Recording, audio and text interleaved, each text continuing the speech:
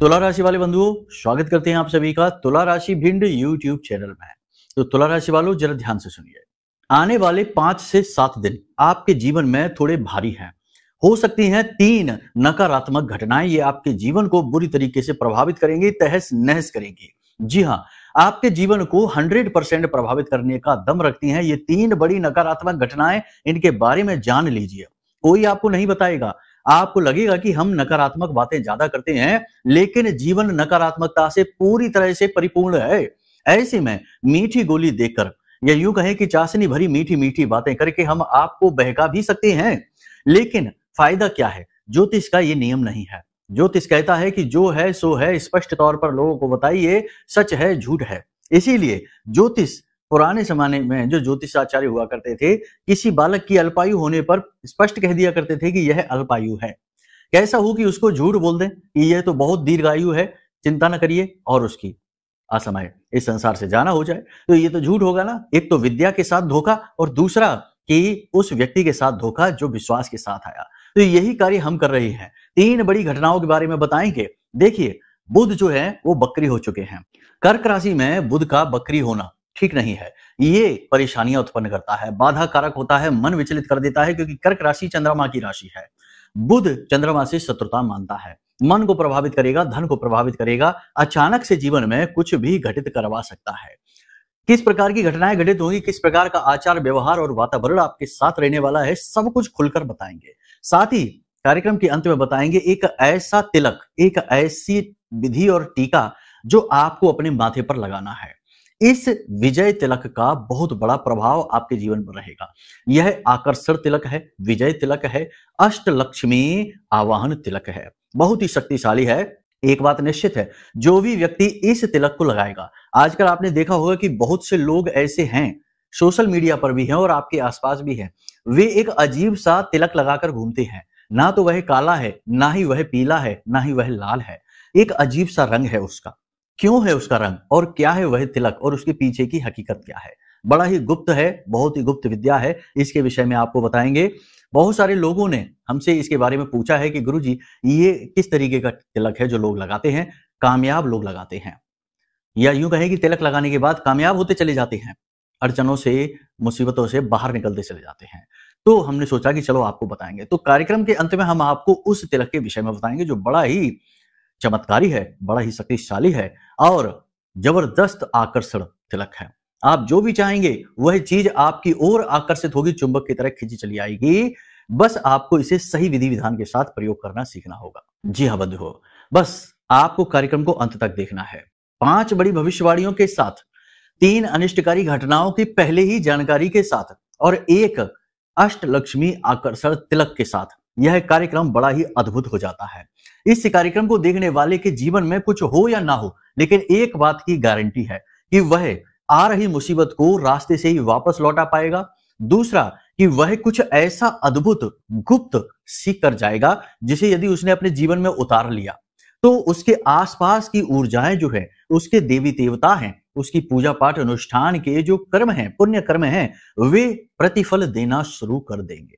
जी हाँ, क्योंकि वह अपनी नकारात्मकता को काटने में सक्षम रहेगा। जी हाँ, तो ये चीजें जरूर काम करेंगी। आप बस इन्हें ठंडे दिमाग से समझिए, जीवन में उतारिए और भाव बनाकर रखिए। ठीक है, सावन का पवित्र महीना चल रहा है। भोलेनाथ ने चाहा, महामाई ने चाहा तो जीवन अद्भुत ढंग से बदलेगा, इस बात की गारंटी है। बहुत ही अच्छे संकेत आ रहे हैं, बहुत ही अच्छे संदेश आ रहे हैं। लोग हमारे यहाँ फोन करते हैं, मैसेज करते हैं, जो उपाय विधियां हम बता रहे हैं, लोग बड़े मनोभाव के साथ उन्हें अपने जीवन में उतार रहे हैं और उनके चमत्कारी परिणाम भी उन्हें प्राप्त होते जा रहे हैं, तो बड़े खुश हैं, इसलिए खुशी में फोन करते हैं। धन्यवाद के लिए हम कहते हैं धन्यवाद महामाई को करो, हमें ना करो, हम तो छोटे से निमित्त मात्र हैं, एक कीड़े मकोड़े जैसी हैसियत रखते हैं। महामाई ही हैं जो सब कुछ आपके जीवन में करवा रही हैं, आपको विवश कर रही हैं कि इन चीजों को जीवन में लेकर आओ, क्योंकि इन्हीं से आपका उद्धार होना है। ये दवाइयां जैसी होती हैं। ठीक है, तो उम्मीद करते हैं सारी बातें आप समझ रहे हैं। कार्यक्रम में अंत तक जरूर ठहरेंगे। तो चलिए महामाई को याद करते हुए, भोलेनाथ को याद करते हुए कार्यक्रम की शुरुआत करते हैं। कमेंट बॉक्स में पूरे भक्ति भाव के साथ लिख डालिए, जय मां भद्रकाली कृपा करो, जय भोलेनाथ। जी हाँ, अवश्य लिखिए। भाव यदि मन में और गहरा है महामाई के लिए तो कमेंट बॉक्स में यह भी लिखना कि मैं भी महामाई के परिवार का हिस्सा हूं। माई के परिवार का हिस्सा बनना बहुत ही सौभाग्य की बात है और ये सौभाग्य आज आपको खुद चलकर दरवाजे पर आया है, मिल रहा है। इसे जाने नहीं देना है, ठीक है। चलिए अब अपने मूल विषय को शुरू करते हैं। प्यारे मित्रों, हमारे अत्यंत प्रिय और परम पूज्य अमिताचार्य जी के पास मां बगलामुखी और मां भद्रकाली की साधनाओं का वर्षों का अनुभव है और माता रानी की इनके ऊपर पूर्ण कृपा और सिद्धि है। आचार्य जी ने अपने सटीक कुंडली विश्लेषण और श्रेष्ठतम उपायों के माध्यम से हजारों लोगों के जीवन को खुशियों से भरा है। आचार्य जी का कुंडली विश्लेषण और उपाय करवाने का तरीका इतना अद्भुत है कि जीवन के हर एक दुख और कष्ट का कारण जड़ से ही समाप्त हो जाता है। फिर समस्या चाहे जैसी भी हो, कर्जा बहुत बढ़ गया हो, व्यापार चल नहीं रहा हो, बीमारियों में आप बर्बाद हो चुके हो, रिश्तों में प्रेम समाप्त हो चुका हो, या फिर नौकरी ही ना मिल रही हो, विवाह में देरी होती हो, कैसी भी समस्या हो, इन समस्याओं का कारण क्या है, कौन सी महादशा परेशान कर रही है, कौन सा दोष लगा हुआ है, सब कुछ आचार्य जी इतना सटीक बताते हैं कि वर्षों वर्ष के दुख कुछ ही दिनों में समाप्त हो जाते हैं। अगर आपके जीवन में भी कोई ऐसी संकट की घड़ी है तो यही सही समय है जब आप पूज्य आचार्य जी के हाथों से अपनी कुंडली का विश्लेषण करवाएं और वर्षों से चल रहे दुखों और संकटों के इस चक्र से बाहर निकल जाए। प्यारे मित्रों, अभी वीडियो में दिए गए नंबरों पर फोन करिए और अपनी कुंडली का श्रेष्ठतम आकलन करवा डालिए। जिंदगी बदलने का यह सबसे बड़ा मौका हाथ से मत जाने दीजिएगा। जय माई की, महामाई आपका कल्याण करे। सबसे पहले भविष्यवाणी की बात करते हैं। 5 बड़ी भविष्यवाणियां, कुछ शुभ, कुछ अशुभ, कुछ अच्छी, कुछ बुरी। देखो, जो होगी स्पष्ट होगी, कहेंगे स्पष्ट तौर पर। हो सकता है कि कुछ चीजें आपके जीवन में घटित हो ही ना, कुछ चीजें आपके जीवन में घटित हो जाएं। ज्यादातर 70 से 80% तो भविष्यवाणी आपके जीवन से मैच करेंगे, लेकिन कुछ हो सकता है ना भी करें, क्योंकि ये आपकी कुंडली का विश्लेषण नहीं है, ये आपकी राशि का विश्लेषण है, ग्रहों की चाल का विश्लेषण है। इसलिए कुछ अलग भी हो सकता है। विशेष तौर पर अपने बारे में जानना है कि आपके जीवन काल में खास तौर से चल क्या रहा है, तो उसके लिए कुंडली विश्लेषण कराइए, ठीक है। नंबर वीडियो में दिया गया है। तो चलिए सबसे पहले ध्यान से सुनिए। देखो, स्थिति कैसी रहेगी? स्थिति ऐसी रहेगी अगले 5 से 7 दिनों में कि आप बाहर से तो शांत दिखाई देंगे, मुस्कुराते हुए दिखाई देंगे, बिल्कुल ही कूल, एकदम ठंडे दिखेंगे, लेकिन अंदर घमासान होगा, मन में द्वंद्व होगा, किसी बात को लेकर विचारों में उथल पुथल मची होगी, मन अशांत रहेगा। बाहर से आप ठंडे दिखाई देंगे, अंदर से आपका मन खौल रहा होगा, विचारों की भाग दौड़ लगी होगी, कुछ जोड़ रहे होंगे, कुछ घटा रहे होंगे, कुछ योजनाएं बना रहे होंगे, कुछ लेन देन के बारे में विचार कर रहे होंगे, कर्जा कैसे चुकाएं इसके विषय में, व्यापार कैसे बढ़ाएं इसके विषय में, धर्म आध्यात्म में कैसे जाएं इसके विषय में, कुछ ना कुछ चलता रहेगा मन में। तो कहने का मतलब यह है कि आप दिखेंगे जैसे वैसे, अंदर से नहीं। दूसरा कि आप किसी काम पर फोकस नहीं कर पाएंगे। जी हाँ, इसका बुरा प्रभाव आपके जीवन पर पड़ेगा, आपके काम पर पड़ेगा। मन कहीं और, तन कहीं और की स्थिति में आप रहेंगे। ये स्थिति अच्छी नहीं है।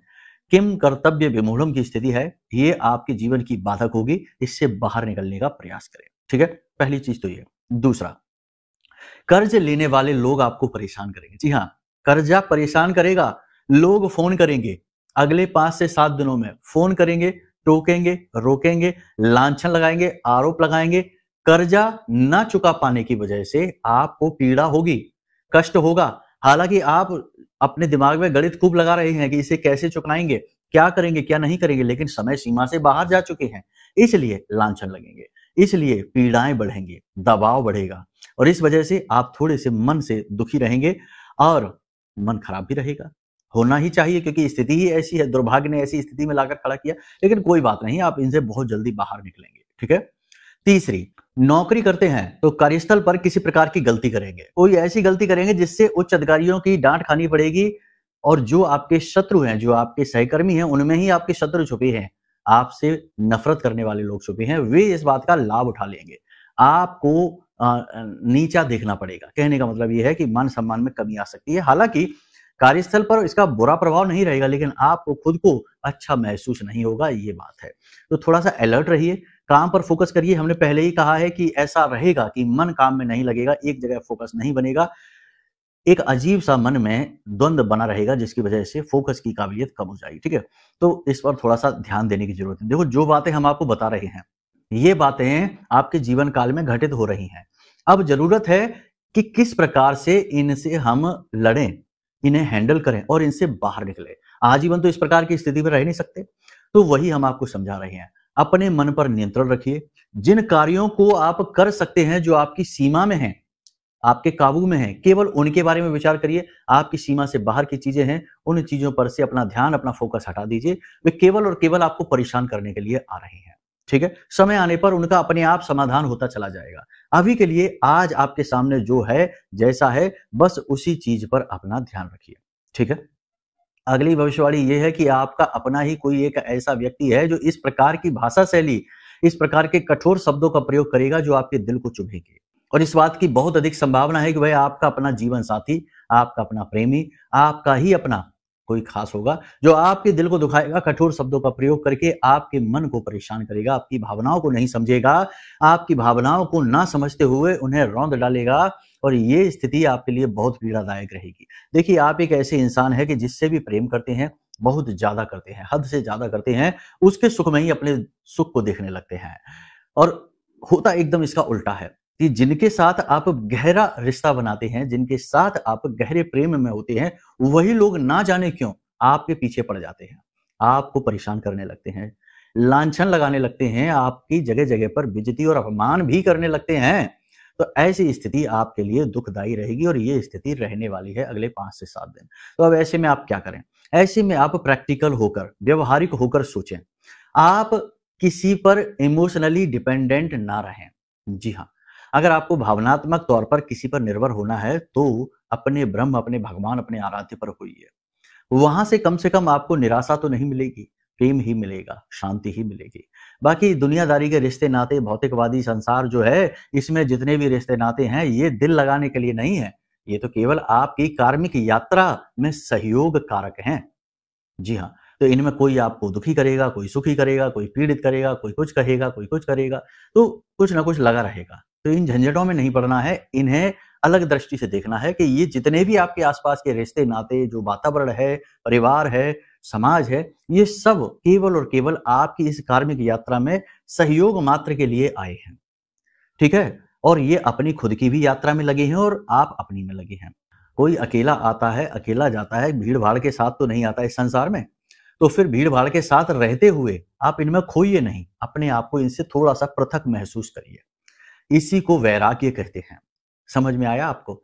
ये भाव बहुत आवश्यक है सुख चैन से जीने के लिए, क्योंकि इस संसार में कोई भी ऐसा व्यक्ति नहीं है जो पूर्ण रूप से सुखी हो या पूर्ण रूप से दुखी हो। इंसान अपने सुख और दुख का निर्माण खुद ही करता है, अपनी अज्ञानता के कारण, अपने जुड़ाव के कारण, अपने मोह के कारण। तो इस मोह की तीव्रता को थोड़ा कम कर दो। समाप्त करने के लिए नहीं कह रहे हम। आपका पुत्र है, पुत्र भाव से उसे देखिए, लेकिन मोह का भाव थोड़ा सा कम कर दीजिए। पति है, पत्नी है, जो भी है, जीवन साथी है, मोह का भाव थोड़ा सा कम करके चलेंगे तो आपकी दृष्टि बदल जाएगी और फिर उस प्रकार से आपको दुख नहीं होगा, पीड़ा नहीं होगी, अकेले में बैठकर रोएंगे नहीं। ठीक है, तो ये चीजें आप समझ पा रहे हैं। तो इसी प्रकार से इन्हें अपने जीवन में उतारेंगे तो बड़ी आसानी से जीवन गुजरेगा। ठीक है, बाकी समय परिस्थिति का क्या है, ये तो बदलती रहती है। आज जो शत्रु है कल मित्र होगा, परसों फिर शत्रु हो जाएगा। ये दुनिया लेन देन से चलती है, मतलब से चलती है। ठीक है, मतलब के अनुसार ही लोग शत्रु और मित्र बनते रहते हैं, चाहे अपने हो चाहे पराए हो। ये देखो, बातें कड़वी जरूर हैं, कठोर हैं, लेकिन यही सच्चाई है। तो करें क्या? सच ना बताएं, झूठ बोलते रहें और झूठे संसार को रचते गढ़ते रहें और उसी में डुबकियां लगाते रहें, डूबते रहें और उसी में बस निकल जाएं। ऐसा थोड़ी होता है। ज्ञान का भी तो महत्व है। तो चलिए, यहां तक आपने समझ लिया। अपनों से ही आहत नहीं होना, अपनों से ही चोटिल नहीं होना है, मन में छोटी छोटी बातों को नहीं लगाना है और मन में विचारों की अधिकता नहीं रखनी है। केवल उतने विचार रखिए जितनों की आवश्यकता है, बाकी भीड़ भाड़ को हटा दीजिए। जब जो आएगा तब ऐसा देखा जाएगा। ठीक है, किसी बात को लेकर मजाक उड़ सकता है, आपकी कोई हरकत, आपकी कोई पुरानी गलती, आपकी कोई ऐसी चीज जिसको लेकर मजाक उड़ाया जा सकता है आपके अपनों के द्वारा ही। फिर से वही बात आ गई कि चोट लगेगी, बातों से, शब्दों के बाण आपको भेदेंगे। तो यहाँ पर आपको व्यवहारिक होकर सोचना है। हम आपको समझा चुके हैं। कुछ अच्छी घटनाएं होंगी जिनके बारे में बात कर लेते हैं, जैसे कि कानूनी मामलों में आपको राहत मिलेगी। किसी प्रकार का कोई कानूनी मामला है, कोर्ट कचहरी का विवाद है, या किसी प्रकार का कोई सरकारी कोई भी ऐसा मामला है जिसमें कि आप उलझे पड़े हैं, वहां आपको राहत मिलेगी। लेकिन स्वास्थ्य की दृष्टि से यानी कि अचानक होने वाली घटना बंद नहीं होगी। कुछ ना कुछ अचानक ऐसी घटनाएं घटेंगी। कैसी? कि अचानक से आप फिसल सकते हैं, चोट लग सकती है, गिर सकते हैं कहीं से ऊंचे स्थान से, तो उससे भी चोट लग सकती है। वाहन आदि से भी छोटी मोटी दुर्घटना ही सही दुर्घटनाग्रस्त हो सकते हैं। तो इसके लिए थोड़ा सा आपको संभल कर रहना। एक और खास बात आपको बता दें कि अगले 5 से 7 दिनों में अग्नि से भय है, थोड़ा संभल कर रहना है, ठीक है ना? थोड़ा बहुत ही सही, लेकिन जल सकते हैं, तो संभल कर रहने की आवश्यकता है। धर्म के प्रति आपका रुझान बढ़ेगा। पूजा पाठ अनुष्ठान करते दिखाई दे रहे हैं।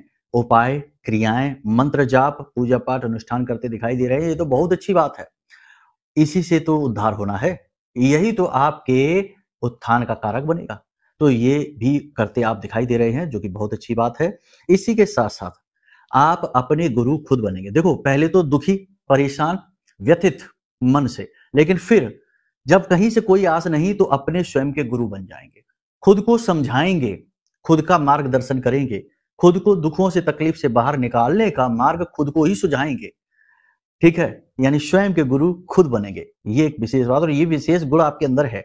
आप परेशान बहुत हो जाते हैं, व्यथित हो जाते हैं, लेकिन फिर आप खुद को ही समझाकर, बुझाकर अपनी उस परिस्थिति से खुद को बाहर निकालते हैं, और वही कार्य आप करेंगे अगले 5 से 7 दिनों में। ठीक है? सेहत पर विशेष ध्यान देंगे, योग, प्राणायाम, आध्यात्म पर ध्यान देंगे, खान पान पर भी ध्यान देंगे। यात्राएं रह सकती हैं जिनकी वजह से थोड़ा बहुत स्वास्थ्य गड़बड़ हो सकता है, ज्यादा कोई बड़ी परेशानी नहीं आएगी। हाँ, शरीर में दर्द, हल्का फुल्का बुखार, ऊर्जा की कमी, थकान, ये सारी चीजें रह सकती हैं। शरीर में स्थूलता बढ़ेगी। ठीक है? लेकिन मनोबल की सहायता से आप स्थूलता से बाहर निकलेंगे, अपने काम को करेंगे। थोड़ा लेट लपेट जरूर होगा, लेकिन कर जरूर लेंगे। ये इतनी बड़ी बात नहीं है जिसको हम डिस्कस करें। अब बात करते हैं 3 बड़ी घटनाओं के बारे में। सबसे पहली घटना, ध्यान से सुनिए।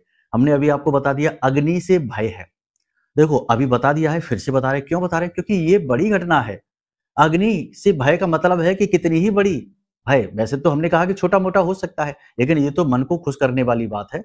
सच्ची बात तो ये है कि क्या पता कितनी, हाथ या उंगली या अंगूठा, कितना। तो ये आपको यहाँ पर अलर्ट रहना है, सतर्क रहना है, इस चक्कर में ही नहीं पड़ना है। ठीक है? जहां अग्नि है, जहां अग्नि से जुड़ा कार्य है, वहां से थोड़ा सा दूरी बनाकर चलिए। समझदारी इसी में है। ठीक है? देखो, जो बात है वैसे ही बता रहे हैं आपको, कोई बहकाने वाली बात नहीं है, डराने वाली बात नहीं है। अगर कोई कहता है कि आगे संभल कर चलो, रास्ता खराब है, पुलिया टूटी हुई है, तो ये वो डरा नहीं रहा है, वो आपसे सही बात कह रहा है। नहीं मानेंगे तो फिर टूटी है पुलिया, जाके सीधे, समझ रहे ना आप हमारी बात? तो फिर ये बातें सुनने में कड़वी लगती हैं, लोगों को मीठा मीठा सुनने की आदत है। झूठ भले ही बना रहे, बस मीठा हो। ठीक है? ये समस्या है दुनिया की, क्या करें? हम तो सच कहेंगे, माई के सेवक हैं, माई की सेवा करते हैं, सत्य का साथ देते हैं, सत्य ही बोलते हैं। समस्या यह है कि इस कलयुग में सत्य रूखा सूखा कड़वा हो गया, सुंदर भी नहीं रहा। ये समस्या है। दुर्घटना का भय है, वाहन संभल कर चलाना है। स्थिति लंबे समय से ऐसी ही बनी है, अभी भी बनी है। वाहन संभल कर चलाना है, ना चलाएं, ज्यादा बेहतर रहेगा अगले 5 से 7 दिनों में। ठीक है? शत्रु भय है, शत्रु परेशान करेगा, शत्रु प्रबल होगा, कार्यों में सफल होगा, परेशान करेगा। तो आपको क्या करना है? 3-4 तरीके से सावधानी रखनी है। किसी के घर जाकर भोजन नहीं करना है, किसी के द्वारा दी गई चीज का को खाना नहीं है, पहनना नहीं है, धारण नहीं करना है। दूसरों की चीजों से कुल मिलाकर दूरी बनानी है, दूसरों से थोड़ा सा दूरी बनानी है, ताकि कोई तंत्र मंत्र ना कर सके, कोई नकारात्मक ऊर्जा ना आपकी तरफ भेज सके, ताकि कोई किसी प्रकार की साजिश षड्यंत्र ना रच सके। क्योंकि आप हैं भोले भाले इंसान, आप नहीं समझते ये टेढ़ी मेढ़ी उल्टी सीधी दावपेच वाली बातें। ठीक है? आप तब समझते हैं जब आपके साथ ये घटित हो जाती है, तब आपको समझ में आता है कि क्या घटित हो गया, आप कैसे बच सकते थे। लेकिन वो बुद्धि भगवान ने आपको दी नहीं है तिकड़मबाजी वाली, आपको बुद्धि भगवान ने सीधी सरल दी है, इसलिए आपको दुख ज्यादा है, कठिनाइयां ज्यादा हैं। खैर, कोई बात नहीं है, भगवान आपके साथ हैं। अब बात करते हैं उस उपाय की जिसके बारे में हमने कार्यक्रम की शुरुआत में ही आपको बताया था। बहुत ही खास, बहुत ही बढ़िया उपाय है, इसे करके जरूर देखना। 7 दिनों के अंदर अंदर रिजल्ट आपको मिलने शुरू हो जाएंगे। जी हाँ, तो ध्यान से सुनिए, करना क्या है आपको। आपको एक मिट्टी का दिया लेना है। ठीक है? मिट्टी के दिए में आपको थोड़ी सी पीसी हुई हल्दी, थोड़ी सी दालचीनी डालनी है। ठीक है? अब आपको इस सामग्री में थोड़ा सा इत्र डालना है। और इत्र कैसा डलेगा? इत्र 5 प्रकार का होना चाहिए। ये 5 प्रकार का इत्र आप इसमें डालेंगे और इसे घोलेंगे और इसमें थोड़ा सा गंगा जल भी मिलाएंगे। ठीक है, कैसे करेंगे आप, कौन कौन से वो इत्र हैं, इत्र का आप नाम ध्यान से समझ लीजिए। गुलाब, बेला, चंदन, चंपा और नाग चंपा, ये 5 प्रकार का इत्र है। इसको मिला लेंगे, 2-2 बूंदे डाल देंगे और इसे मिलाकर एक मिश्रण तैयार करेंगे। अब जब भी आप घर से बाहर निकलेंगे तो इस चीज से, यानी ये जो आपने सामग्री बनाई है, इससे अपने माथे पर अपनी इस जो आपकी अनामिका उंगली है, इस उंगली से आपको टीका लगाना है। टीका लगाते समय आप मन में इस भाव को रखेंगे कि हे महालक्ष्मी, आप हमारे जीवन में आइए, हमारे दुखों का नाश करिए, हमारे जीवन से कष्ट और तकलीफों को मिटाइए, हमें आपके प्रेम की आवश्यकता है, हमें आपकी कृपा की आवश्यकता है। इस प्रकार से आपको मन में भाव रखना है और मन ही मन आपको इस मंत्र को भी बोलना है। देखो, भाव तो आपके मन में रहेगा, उसे तो आप बोलेंगे नहीं, लेकिन आप इस मंत्र को बोल सकते हैं, उच्चारण भी कर सकते हैं। 3 से 5 बार बोलेंगे, उतने में ही काम हो जाएगा। मंत्र बहुत ही शक्तिशाली है, पहले भी हमने आपको बताया है, बहुत ही सरल भी है। ध्यान से सुनिए। ओम ह्लीम क्लीम श्रीम नमः। इसमें 3 देवियों का जो है ना सम्मिश्रण है, बहुत ही शक्तिशाली है ये मंत्र। माँ बगलामुखी का, माँ काली का और महालक्ष्मी का। तो आपको इस मंत्र को बोलते हुए इस टीके को लगाना है और बेधड़क होकर घर से बाहर निकल जाइए। अगर आपके अंदर पॉजिटिव ऊर्जा बहुत ज्यादा है, यानी आप सकारात्मक हैं, उल्टे सीधे कार्य नहीं करते हैं, यानी कि व्यसनी नहीं हैं, शुद्ध शाकाहारी भोजन करते हैं, साधारण जीवन जीते हैं, तो पहले ही दिन से आपको इसका प्रभाव दिखाई देगा। लोग आपसे प्रभावित होने लगेंगे, धन आपकी ओर आकर्षित होने लगेगा, बिगड़े काम आपके बनने शुरू हो जाएंगे। और यदि आप अपनी आदतों में धीरे धीरे सुधार लेकर आ रहे हैं तो 3 से 5 दिनों में आपको इसका फर्क दिखाई देगा। शर्त केवल इतनी सी है कि आपको इसका दुरुपयोग नहीं करना है। कहने का मतलब यह है कि आप एक तरफ तो गलत कार्य करते रहें, जैसे कि ब्याज का व्यवसाय करते रहें, नकारात्मक कार्य करते रहें, लोगों को दुख तकलीफ पहुंचाते रहें, और दूसरी तरफ आप ये तिलक लगाकर घूमें, इससे काम नहीं बनेगा, इससे तो बात बिगड़ ही जाएगी। महिलाओं का अपमान नहीं करना है और उल्टी सीधी चीजों का सेवन नहीं करना है। इतनी सी बस सावधानी है। अपने व्यवहार को शांत रखिए, अपने शब्दों पर पूरा नियंत्रण रखिए, अब शब्दों का भूलकर भी प्रयोग नहीं करना है।